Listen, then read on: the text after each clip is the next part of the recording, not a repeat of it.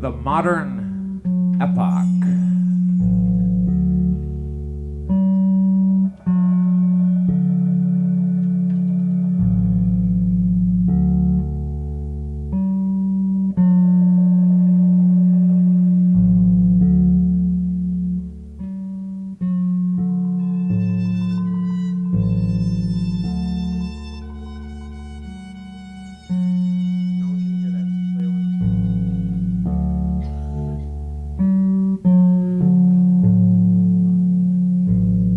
The sun is fixed in permanent awe. Today, the light falls as it fell in yesteryear, unexplained in its duration. It is the present of the world, outside on the gravel highway, where the sunlight sparkles on crushed glass.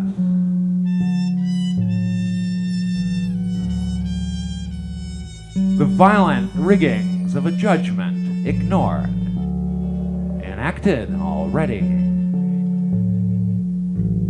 It is we who are moving toward truth long sought in blind expression. The sky of burning embers, the dark memories compiled since the time we were on Earth.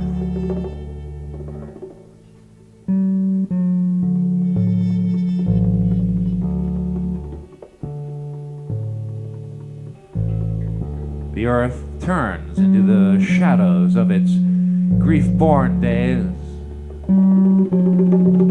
when the face of the sun shone through the flesh,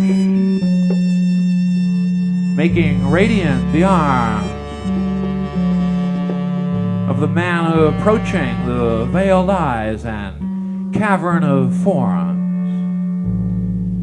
stumbling out of the sky toward the hamlet, white church, the settled green valley.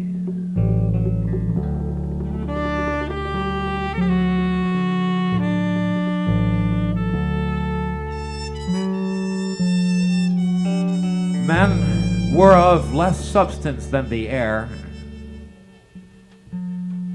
The heart strained and worked out its tedious magic in the form of imperishable objects.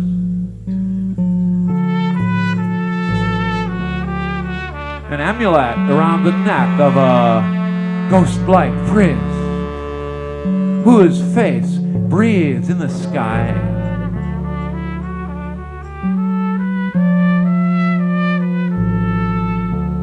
And those who died in grief, those who suffered the wild cruelty of winds that were like harp strings tearing at the throat of the salt sea, of wild horses on the prairie, running like it was creation. They suffered exaltation in the fire of the Spirit, and their temporary human bodies lay as metal figurines or alabaster statues, trying in the wretched gaze, in the breath of the noble race, to survive the whole history of the wind.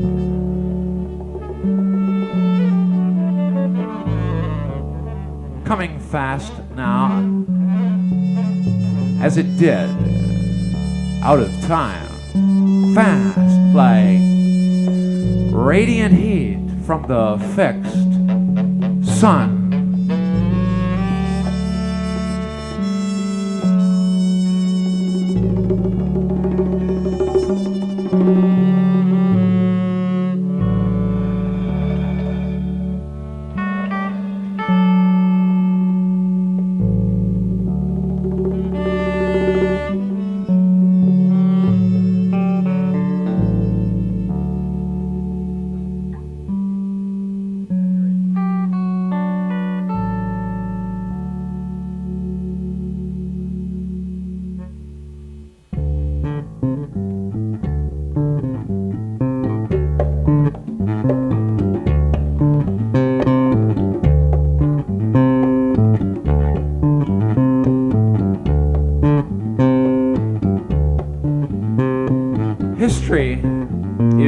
before us. Like the sequel in the story of fabulous rare exhaustion.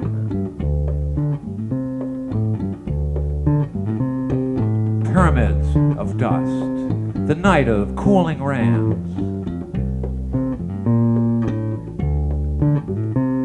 Where again we are, collapsing in a storm-tossed vessel, in sight of the fiery dawn mist, the burning shroud in the Capitol.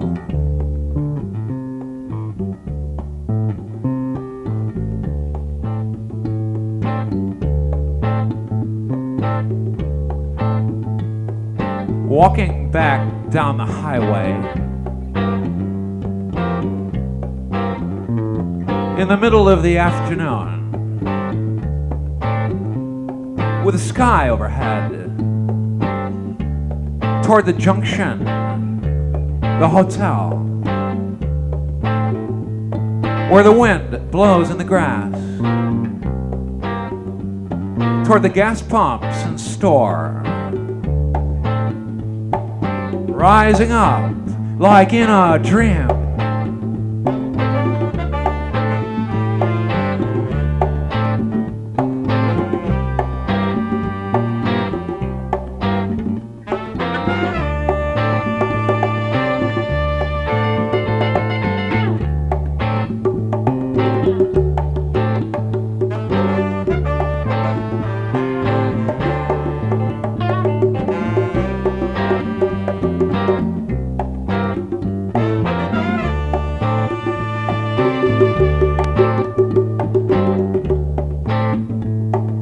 Paradox has grown bold in the distances of the world.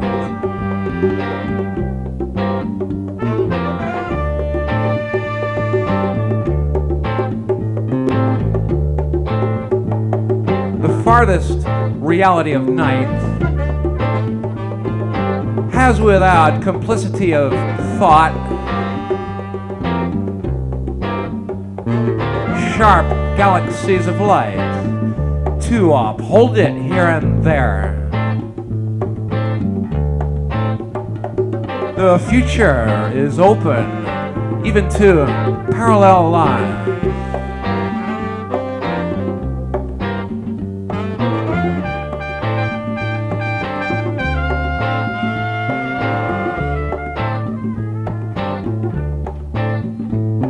And soon you will preside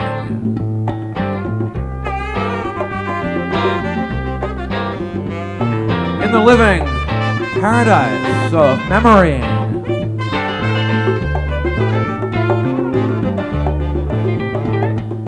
Light shimmering on green fields of grass.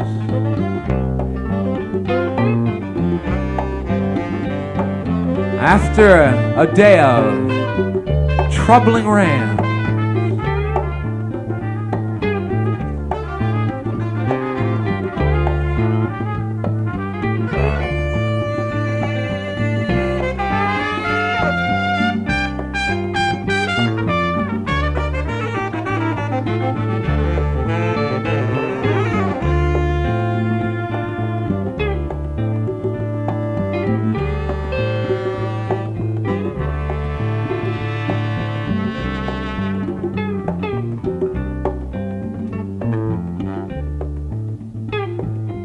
it was in the Modern Epoch that I learned the style of reminiscence.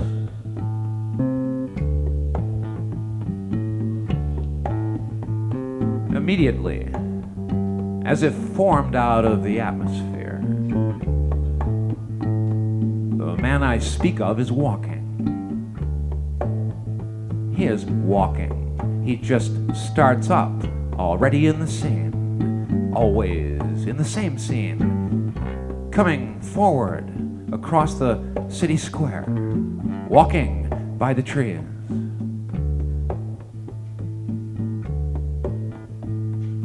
Thought is sweet confusion.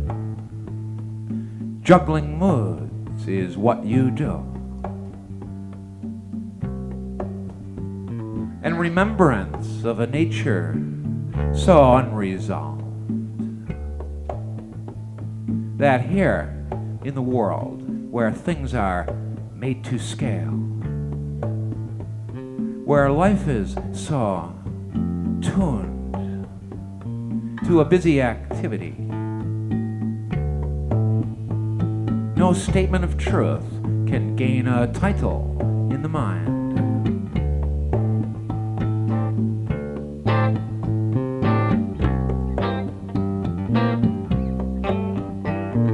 She said something of this type when she declared all the books were dead.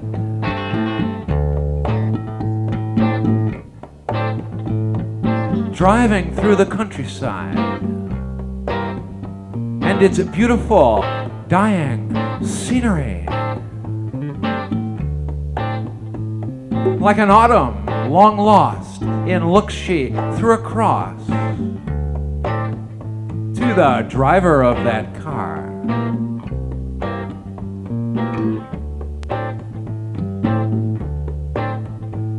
But it was her exotic, ghost-like pallor, her black and white eyes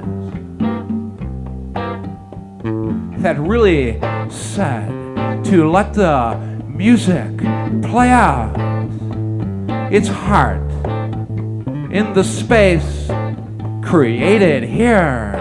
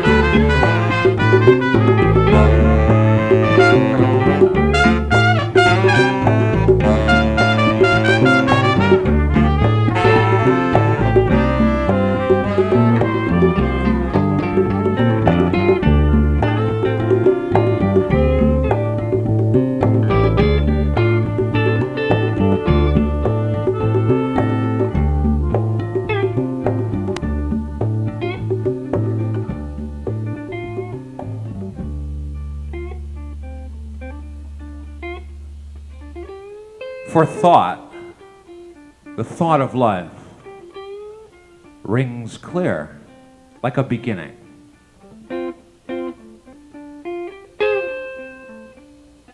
And by this he could escape the story cold. He just continues to walk by the great tall trees, nourished from underneath, through the days and nights in the unremitting present scene. The weather is so familiar. It's like an encouragement to disband your coat and carry it on your shoulder. And stop like the little birds picking at invisible fruit. To be absolutely attentive would be to forget what you were doing. As if nothing haunted the briefest narration and signal the flames and magnets in the white sky overhead, or lean dangerously over the table trembling with emotion, to see the contents of the book offer up its bulging words and strike a final meaning.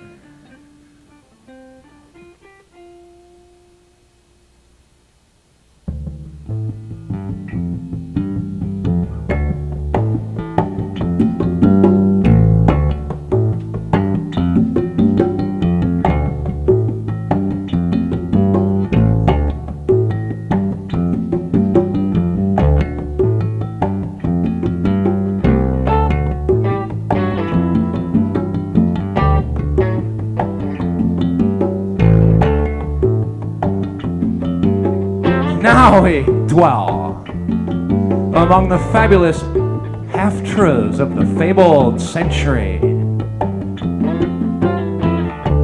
Now we live by revelation, intuition, fear unnamed.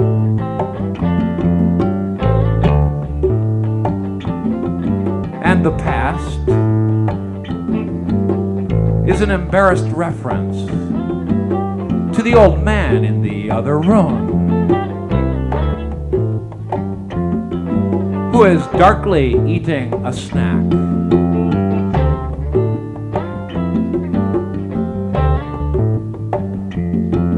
Who peers out the diamond window toward the ancient winter scene.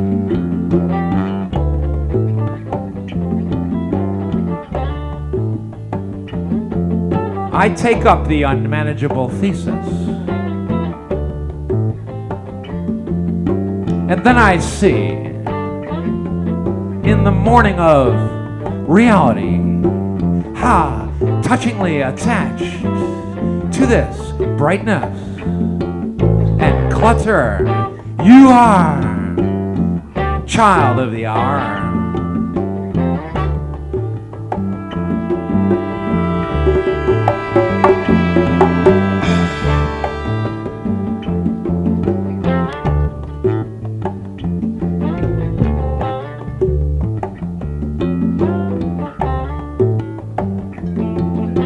Only to retrieve an adoration,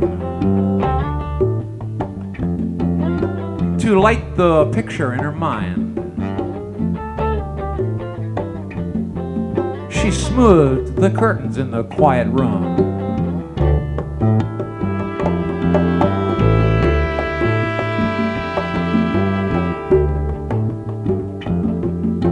regaling the winter lawns, as if with her hands in gentle remonstrance she were folding a sacred cloth.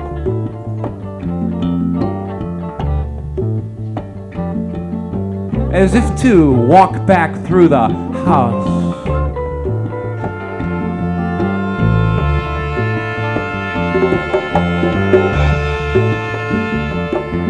to the kitchen, to the calendar peeling off the wall, or to be swept into the violent April and the chorus of the Easter song.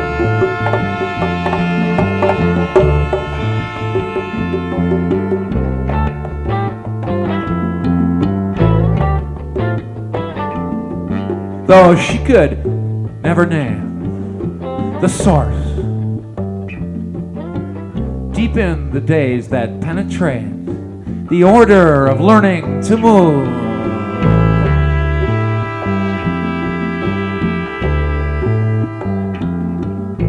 blithely, more blithely than the wind and its trenchant hosts.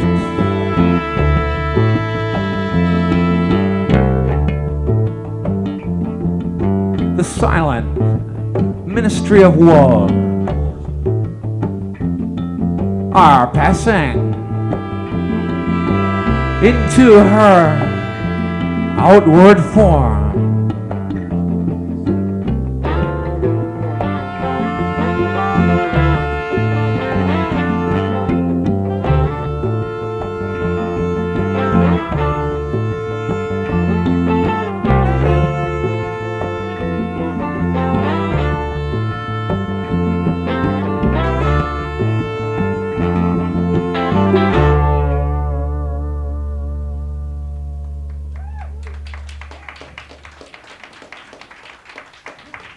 It is when I talk, the words roll back the tapestry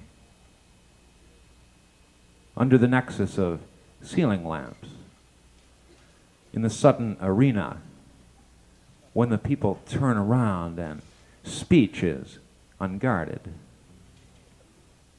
When I stroll past dark by the many dark mansions where no one is at home. It's simply thoughts and their radical contents that carry along the strolling description until, like a preacher, I deliver a song.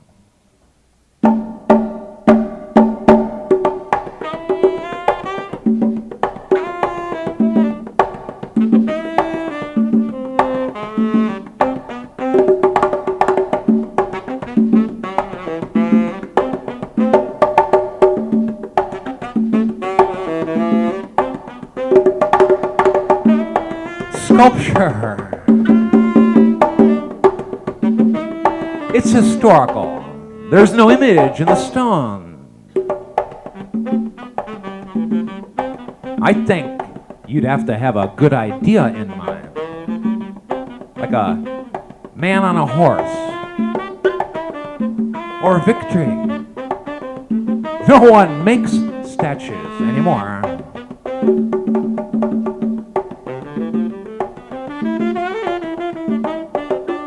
Pyramids. They need distance. Such distance as to overwhelm the man equipped with the London guidebook.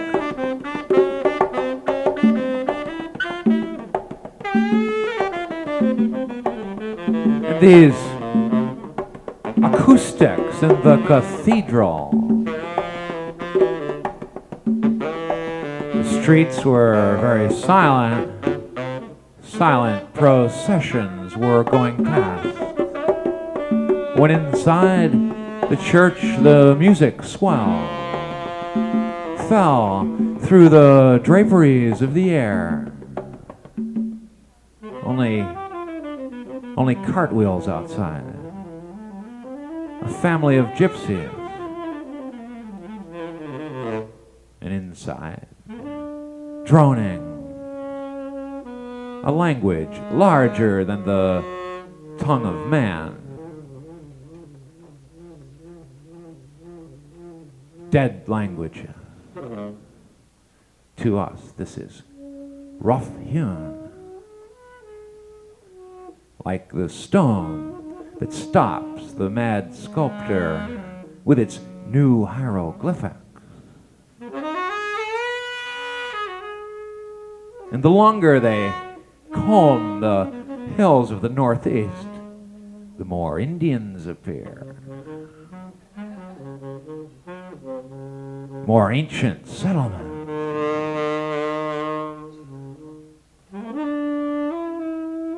From knowledge, there is no return.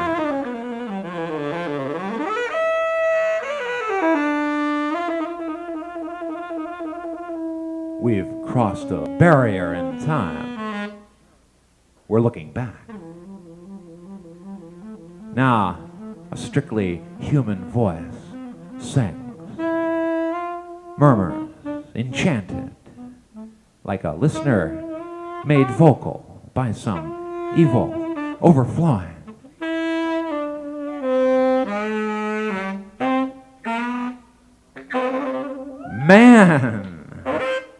Man has no past, only the world. Only the world.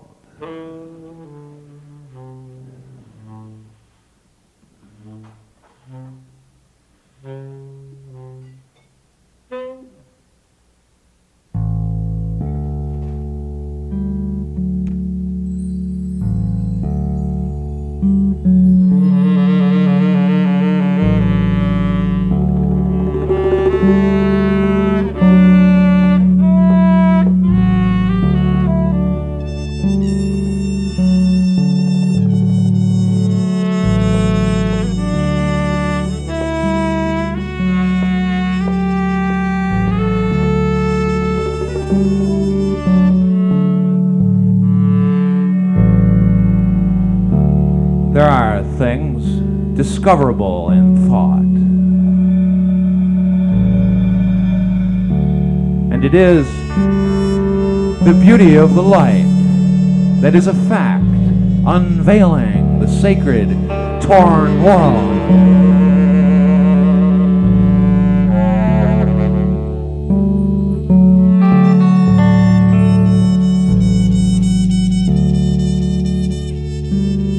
You'll do anything but discover that an injury suffered to yourself yesterday has its source. Its answer is a partial clearing in pain to the wide devastation of blood and sacrifice with which the world was one.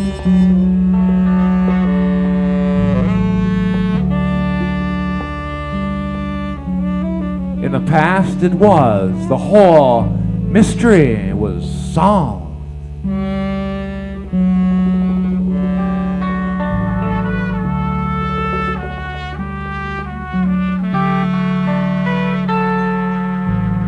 You saw brush fires on the prairie.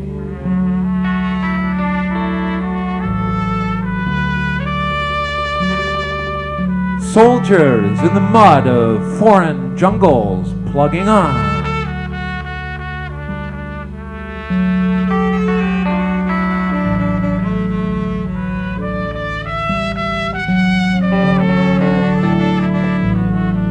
No chorus sang to us instructions in the street.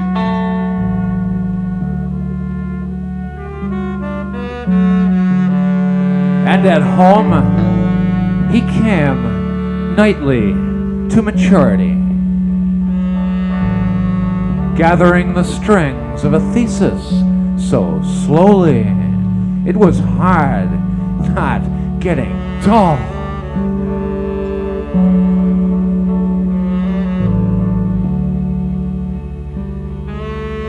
Secret thoughts.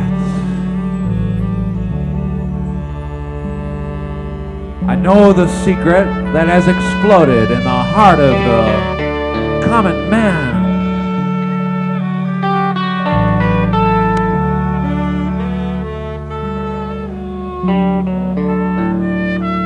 Retracting his gaze from the injured plane to the interior of his own traveling wagon.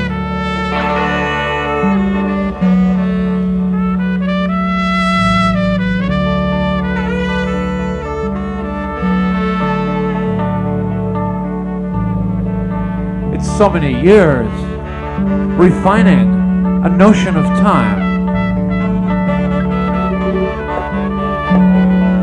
So many years to see memory overwhelmed by the plodding march of time, by truth never held, dead stones along the highway, by the depth of silence and its sad epigram.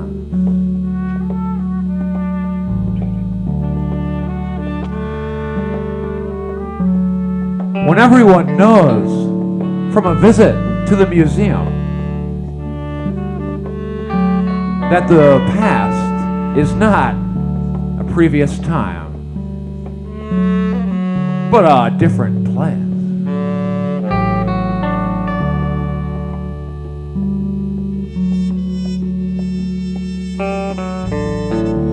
Their faces show the captured lives of brave children.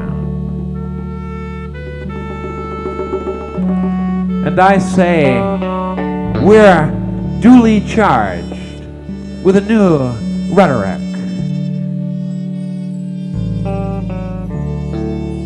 That will all look recognizable to one another. When triumph dawns over the land forsworn by the Lord of history.